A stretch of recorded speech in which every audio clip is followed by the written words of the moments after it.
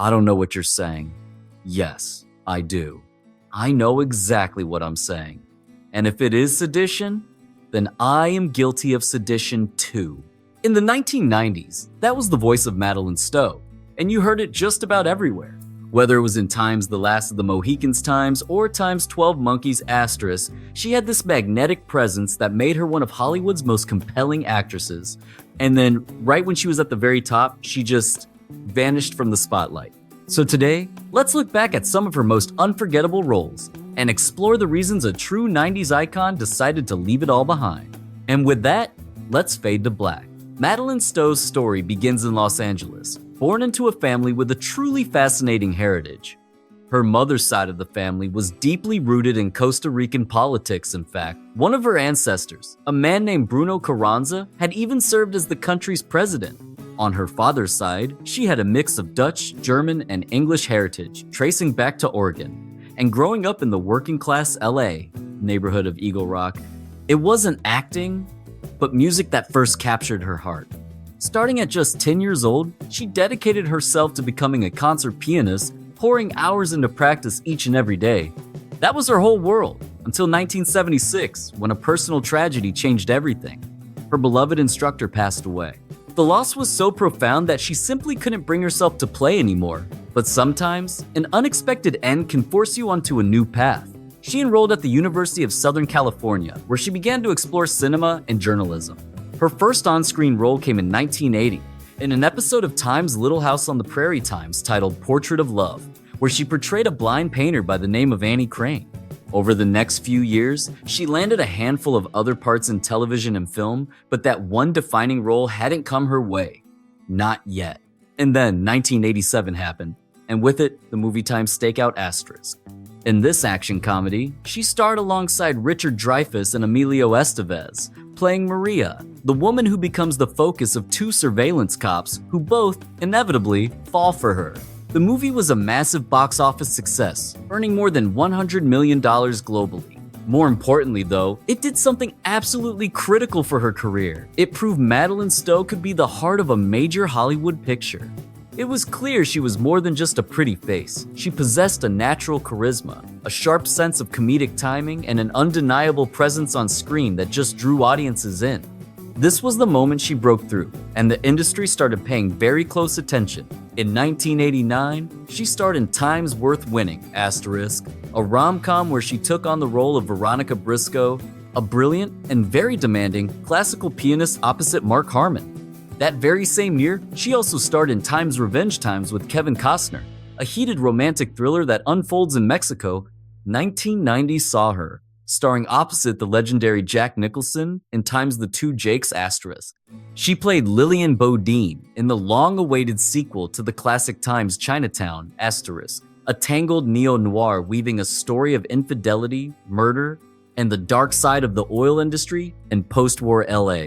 The following year, in 1991, she took on a very different kind of project, asterisk, Closet Land asterisk, an intense psychological drama that featured only two actors, her and the great Alan Rickman.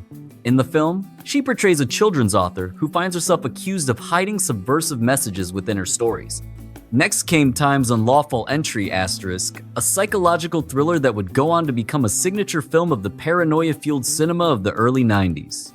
Stowe took on the role of Karen Carr. She and her husband Michael, played by Kurt Russell, survive a home invasion, but that terrifying event is only the beginning of a nightmare they never could have imagined. The movie struck a chord with audiences, becoming a commercial success by bringing in over $57 million on a $23 million budget. And the key to its effectiveness was the intense chemistry, or perhaps the masterfully crafted lack of comfort between the three main actors. But it was in 1992 that she landed the role that would come to define her entire career, asterisk, The Last of the Mohicans asterisk. Directed by the visionary Michael Mann and co-starring the incredible Daniel Day-Lewis, this was so much more than a simple period drama. It was a sweeping historical epic, a romance set against the brutal backdrop of the French and Indian War in 1757. Stowe portrayed Cora Munro, the strong-willed eldest daughter of a British colonel, who finds herself falling for Hawkeye, a white man who was raised among the Mohican people. The film was an absolute masterpiece, breathtaking to look at, deeply moving, and it became a monumental success with both critics and audiences alike. The on-screen chemistry between Stowe and Daniel Day-Lewis was absolutely electric, and their final scene, where Hawkeye promises Cora, "You stay alive, no matter what occurs. I will find you," is still remembered as one of the most iconic romantic moments of 90s cinema. Then, in 1993, came Time's Shortcuts Asterisk. This was Robert Altman's sprawling, ambitious ensemble piece that weaves together the loosely connected lives of a group of LA residents. Surrounded by an absolutely stellar cast, Stowe more than held her own in a film driven by character and mood rather than a straightforward story. It was a significant shift from her mainstream films, and it proved she had the depth to handle truly complex artistic work. In 1994's Time's Blink Asterisk, Stowe finally got her first starring role in a major thriller. She played Emma Brodie, a blind Irish folk musician who, after regaining some of her vision through a corneal transplant, becomes the sole witness to a murder. The movie, directed by Michael Apted and co-starring Aidan Quinn, was built around a really compelling idea. Emma's condition is something called retroactive hallucination, which means that the images her eyes see don't always register in her brain until hours or even days later. The legendary critic Roger Ebert called it an uncommonly good thriller, and he specifically praised how Stowe brought this fierce, independent strength to a character that, in lesser hands, could have just been another helpless victim. That same year also gave us Time's China Moon Asterisk, a steamy neo-noir where Stowe played the classic femme fatale, starring opposite Ed Harris and Benicio del Toro. It was a smoldering story of obsession and murder, set in a small Florida town, with a vibe that brought to mind classics like Time's Body Heat Asterisk. And then came 1995, and with it, Asterisk, 12 Monkeys Asterisk. This was the Terry Gilliam-directed sci-fi thriller that would truly cement her place in Hollywood history as a major star. In it, she plays Dr. Catherine Rayleigh, a psychiatrist whose life is turned upside down when she gets involved with a man, played by Bruce Willis, who claims to be a time traveler. It's a role that many critics and fans consider to be her absolute best work. The part demanded so much from her she had to be doubtful, then empathetic, absolutely terrified, and in the end, truly heroic. And she did it all while sharing the screen with Bruce Willis and a completely unhinged, scene-stealing Brad Pitt, who actually got an Oscar nomination for his performance. By the middle of the 1990s, Madeleine Stowe was no longer just a talented actress. She was a certified movie star. Asterisk, Empire Times magazine even named her one of the 100 sexiest stars in film history in 1995. And much later, in 2012, Asterisk People Times magazine would place her at number 5 on their list of the most beautiful women in the world. But beneath all the glamour and the accolades, Stowe was starting to feel a growing sense of unease about certain parts of her career, especially when it came to nude scenes in her films. In an interview, she shared something incredibly revealing. She said, "It was never the kind of situation where anybody said, 'You have to do this, or you won't make this film.' No. I was always a very willing participant because it seemed sort of meaningless, but it's become much more personal, and it reminds me how dispensable women are." This reflection shows a profound change in how she viewed her work. Things that had once felt like just another part of the job started to carry a different weight as she got older and saw the industry with clearer eyes. And she went on to explain more about this growing sense of disillusionment. "As much as I enjoyed the people I worked with, portraying a victim time and again felt hollow, and I knew deep down that it had to end. I just couldn't do it anymore." Here, you had one of the most visible stars of the 90s, an actress who was positioned to keep landing major parts and earning enormous paydays, admitting that the victim roles had become so deeply unfulfilling that she had to stop. What I find truly compelling is this kind of unpredictable choice. The world itself is so chaotic, and recently, I've become fascinated by the contradictions within people. As she pointed out, that's something you rarely see in roles for women. They aren't given the space to be contradictory. This single insight goes right to the core of a long-standing issue in Hollywood. Female characters are so frequently drafted as one-note figures, missing the complex and conflicting traits that make human beings so captivating.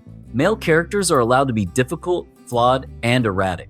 Meanwhile, women are too often relegated to being the girlfriend, the casualty, or the trophy to be won, without a genuine personal journey. But as her professional frustrations grew, Stowe was also cultivating a life beyond the film industry that meant more to her than any part ever could. In 1982, she married actor Brian Benben after dating for only a single year. They had first met on the set of the NBC miniseries The Gangster Chronicles back in 1981. Their connection has now lasted over 4 decades in a business legendary for its short-lived marriages and dramatic splits. Together, they are the proprietors of a working cattle ranch just outside Fredericksburg, Texas. This is not some celebrity hobby farm or a weekend getaway spot. It's a real, functioning enterprise that demands true dedication and hard work. In 1996, she and Brian welcomed their daughter, May Theodora Benben, in San Antonio, Texas. Embracing motherhood fundamentally reordered Stowe's priorities in a way the film industry was simply not equipped to grasp or make space for. So, Stowe made a decision few stars of her magnitude ever do. She effectively stepped away, not with some dramatic press release or a bitter expose, but with the quiet grace of choosing her family and her ranch over the Hollywood machine. After 12 Monkeys, she took a step back from the profession in 1996 to pour her energy into motherhood and her home life. When she re-emerged in 98, it was in Playing by Heart, an ensemble romance that boasted a cast filled with superstars. It included icons like Sean Connery, Angelina Jolie, Gillian Anderson, and Jon Stewart. With her playing Gracie, a woman wrestling with the challenges in her marriage. Following that, in 1999 came The General's Daughter, a tense military thriller where she held her own opposite John Travolta, playing Sarah Sunhill, an army investigator and an old flame of his character. The movie explored the killing of a general's daughter and proved to be a major box office draw, pulling in close to $150 million across the globe. But even with that kind of commercial validation, Stowe's appearances on screen would grow more and more infrequent from that moment on. In 2002, she was in We Were Soldiers, a war picture based on the first major clash of the Vietnam War, even taking over the role of Julie Moore from Faith Hill. But by that stage, her passion for the work was no longer fully present. The much later series Revenge, which paid her $75,000 for each episode from 2012 to 13, was a rare instance of her taking on steady work, but even that was done her way, in a medium that let her stay closer to her home base. The contrast is remarkable. Back in 1994, her salary for Bad Girls was $1.5 million. By any Hollywood metric, she was at the absolute peak of her earning power. She was in a position to demand huge paychecks for many years. She chose a different life instead. What Stowe seemed to realize, a lesson that many artists never quite learn, is that fame and wealth are not worth the price of your own soul. When you are consistently put in positions that make you feel like a disposable part, when you are denied the freedom to be fascinating or inconsistent or layered, when the very work you do feels fundamentally unsatisfying, what is the real reason to continue? Madeleine Stowe was a guest at the Hollywood banquet for more than a decade, and then, with almost no fanfare, so subtly most didn't notice, she simply excused herself from the table. It was honestly as undramatic as that. She arrived, she surveyed the landscape, and she understood the creative confinement that was being offered to her in that era. It's possible the industry is evolving now. Maybe there are more nuanced, substantial roles available for women that aren't just the victim, the love interest, or a beautiful prop. But in Stowe's time, she was largely constrained by the box her beauty put her in. She has spent the last 2 decades living a quiet existence with her husband on their ranch in Texas. She has been married to the same partner for more than 40 years, an achievement that is practically unheard of in that world. Hollywood conditions its performers to be perpetually grateful for the chance, to remain driven no matter their level of success, to always be chasing the next opportunity and the next payday. But Stowe had already determined what was truly important to her, and she found the courage to let go of everything else. In a world constructed on ego and relentless ambition, that may be her greatest performance. Thank you for being here with me. I really am grateful you stayed for the whole story. If you enjoy this kind of exploration, please consider liking, subscribing, and sharing your thoughts below. It truly makes a huge difference for the channel. And as always, I am very much looking forward to seeing you all in the next one.